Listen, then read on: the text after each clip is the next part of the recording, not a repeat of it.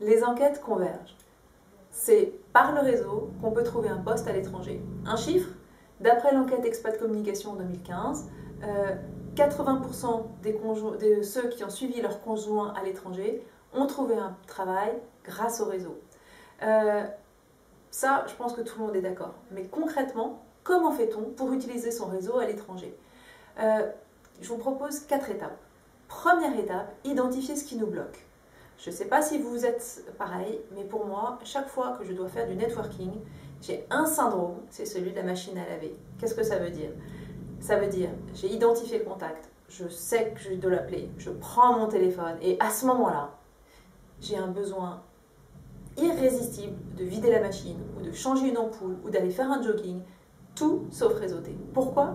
Parce que j'ai des blocages, des attitudes, des représentations qui me bloquent. La première, le réseau c'est du piston. La deuxième, le réseau c'est hypocrite. La troisième, le réseau ça dérange les gens. Que des bonnes raisons pour m'arrêter. Donc logiquement, deuxième étape, je me mets dans la bonne posture, dans la bonne attitude pour réseauter. Comment je fais pour adopter un état d'esprit connecté? J'inverse la situation. C'est-à-dire, je m'imagine qu'un petit cousin va m'appeler, très sympa, qui voudrait avoir des renseignements sur le pays où j'habite et qui va me poser des questions. Et là, comment je me sens?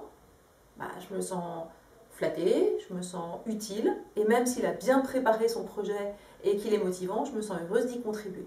Donc tout le but du networking, ça va être de placer votre interlocuteur dans cet état d'esprit, flatté, utile, heureux de contribuer.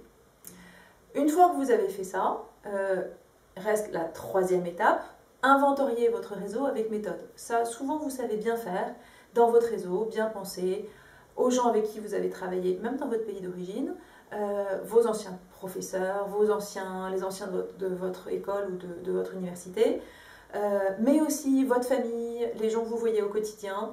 Et pour les répertorier, commencez déjà par regarder vos contacts sur Facebook, sur LinkedIn et dans votre messagerie. Et là, vous aurez la liste des gens qui font partie de votre réseau et de ceux qui pourront vous rapprocher du réseau qui vous sera utile pour trouver du travail.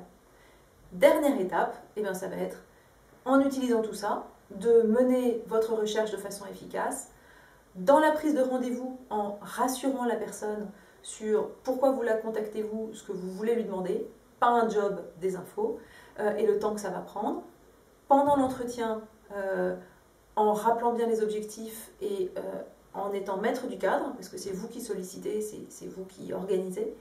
Et enfin, dans le suivi, en pensant à remercier, remercier et encore remercier à différentes échéances.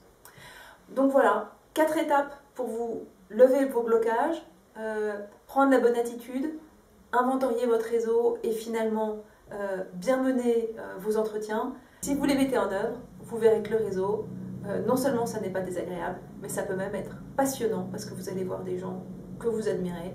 Vous ne faites pas ce métier-là par hasard, donc ne vous en privez pas.